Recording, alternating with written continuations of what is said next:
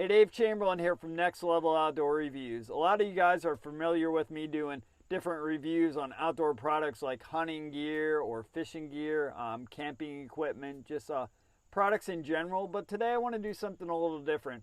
I want to give a recap on my 2021 Spartan Trifecta, talk to you guys about the races I did a little bit, and then give you guys some tips on why I think you should try out a Spartan. Quick little background about me. I played sports my whole life. I'd say I was an average athlete for the most part throughout high school. I did track in college for a small school.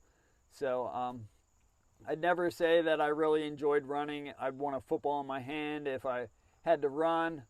As I got older, got into a little bit of distance running just on my own to keep the weight off. Friend of mine encouraged me to try a half marathon one time, so a day before I turned 40 I ran my first half marathon, and that's just something I started enjoying a little bit more than when I was younger. And so I've done some half marathons, and a couple of guys from church encouraged me to try out a Spartan, and I said, hey, I'm game, I'll try that. And I did my first Spartan, a Spartan Sprint in 2019, and that kind of hooked me. So wanted to do the Trifecta in 2020, but that got canceled because of COVID. So the Trifecta is a sprint, a super, and a beast all in 1 year. So we rescheduled them for 2021. We got it done. Me and two buddies drove out to Pennsylvania, Palmerton, and we did the super on Saturday. About the second weekend in July, and the sprint on Sunday.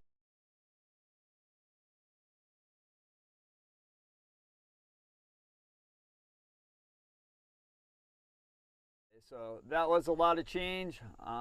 Big difference from Indiana with the elevation changes. I think it was close to 3,000 feet of elevation gain. And first mile was pretty much straight up the ski slope.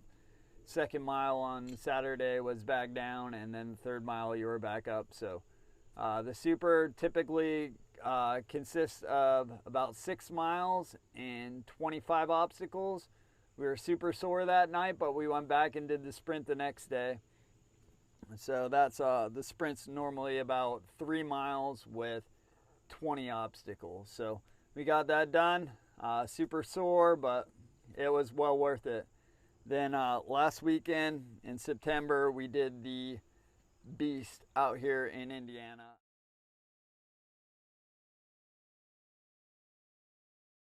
Which is the 13 miles with about 30 obstacles. Obstacles tend to vary a little bit, and that was at Attica at the Badlands at the ATV park, and that was a lot of fun as well. Not so much up and down or terrain elevation changes as we had in Pennsylvania, but just a different type of race. Lots of sand, lots of loose gravel, so just an enduring race as well. The temperature was a little warmer than we expected it to be, but again, we got through that one. Me, myself personally, I'm very pleased with how I performed. I didn't do as well as I would have hoped to in the back of my mind with some of the obstacles.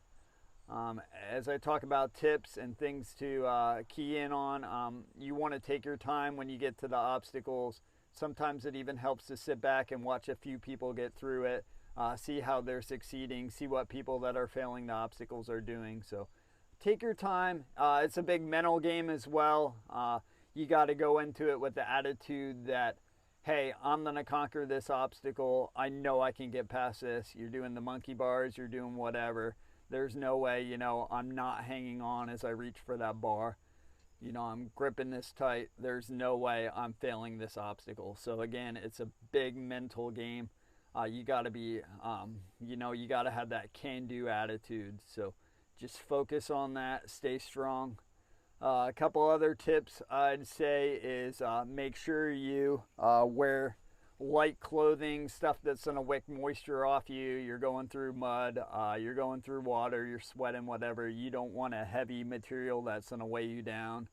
If you're a guy, a lot of guys go shirtless. It's just one less thing to soak up mud and soak up water. So if you're not comfortable going shirtless and you want to wear something Up top, just again, make sure maybe it's something that's moisture wicking or is going to shed water quick. Less resistance, the better. Another key tip I'd say is get a good pair of trail shoes. I didn't say running shoes, I said trail running shoes.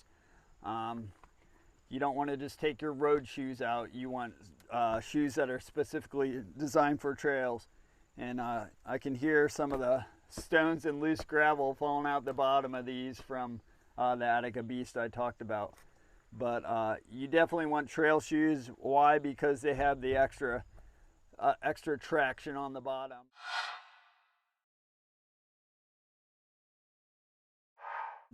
When you're going up hills or you're going on loose rocks or going through mud, going across creeks, you'll thank me for it. You don't want a smooth bottom road shoe. You want something with extra grip. A lot of trail shoes too have extra protection to try to keep rocks and gravel out. So these have these built right in. Besides the shoes, again, don't skimp on your shoes. If you're a cyclist, you spend buku dollars on a good road bike. If you play golf, you spend a lot of money on clubs. Don't skip on the one piece of equipment that you really need if you're doing obstacle races. So get a good pair of trail running shoes. The next item I'd say to have with you is fuel. And there's plenty of water stations that are set up on the course, but you definitely want to have some type of endurance gel or just some type of fuel that you can carry with you. If you're doing a sprint, that might not be needed as much, but if you're doing a super or a beast, those longer distances, those events that are going to take you 2.5, 3, possibly 4 hours or longer when you're doing the beast, just that much of time, that endurance that you need out in the sun and the elements. Most of you don't have the time to put in a 4-hour training session, but when you're doing your race, make sure you carry something like this with you. You can carry it in your shorts pockets if your if your shorts have pockets. If not, you don't like things in pockets. They make a lot of runner's belts, almost like a fanny pack, but very slimline, very low profile. You can store things like that in here, and it has very minimal weight, very minimal effect on you. So again, shoes and fuel are my main tips of things that you'll definitely want to have with you. Again, I said be confident as you do things. Put your training time in. Don't try to do a beast, a Spartan with no training at all. Watch videos too. There's plenty of videos out there of guys that go through obstacles that you'll see. They'll give you some good tips. You don't have to belong to a CrossFit gym to do a Spartan. I set up a lot of stuff in my yard that I can practice. Get a large boulder from a farmer that he pulled out of his field. Practice carrying that around. Sandbags, you can buy those at farm stores. Guys put them in the back of their truck at the winter time. Carry one of those around. Just plenty of things to do. Get a good rope from a hardware store. Practice the rope climb.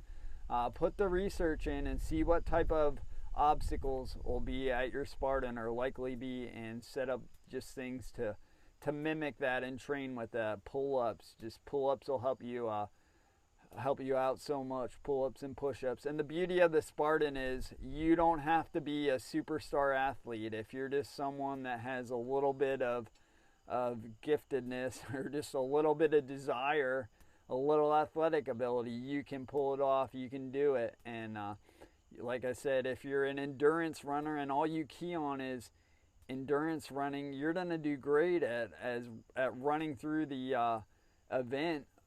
It's going to be a little different because of the terrain you're going to have to go over, but you're probably going to struggle on the upper body obstacles. So don't spend all your time just running endurance races. And if you're someone that is in the gym all the time and all you focus on is upper body lifting strength, you're going to do great at some of those upper body obstacles, but you're gonna really struggle and really slow down and have to walk half the time when you're getting through across the course. So don't just key in on one area. Try to be good at each area. And the other thing is, don't shoot for a beast as your first event. I'd stagger yourself and get a sprint under your belt, and then go to a super, and then go to a beast. Work yourself up to it. Get some friends. Do it as a group. You'll see all kinds of different people out there doing different obstacles and doing different races.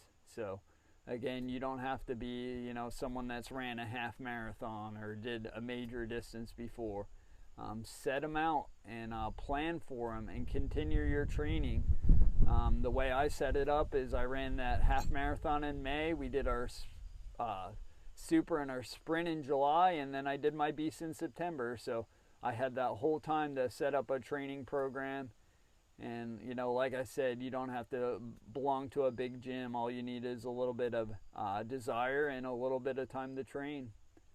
So I know I threw a lot of information at you guys. Hope you enjoyed the video. I hope it gave you a little bit of motivation. Just from my background, again, I was never someone that was too much of a runner, but I just did a beast. And, you know, it's a great feeling when you get done. You know, setting yourself a goal. My goal with a couple of friends that I'd really like to thank for getting me involved with doing the Spartan races.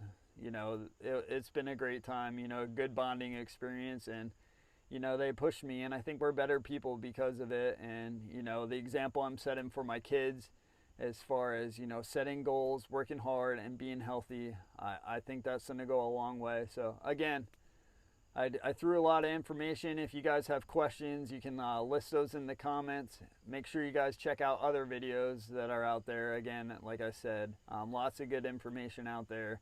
I'm just a little drop in the bucket as far as information.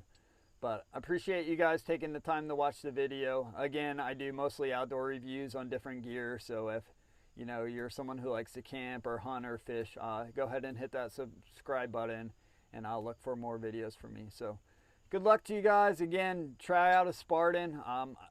Lastly, I guess I'd say I know they're a little bit expensive. The price is a little bit of sticker shock when you see what it costs to do one, but it's well worth it. You get lots of freebies, and just the experience in itself. You won't go away from it being disappointed. So again, guys, take care, and thanks for watching the video.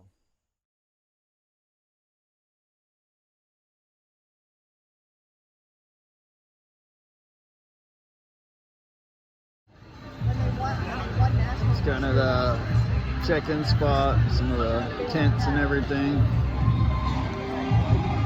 Right there's where you start. And you go all the way up that hill.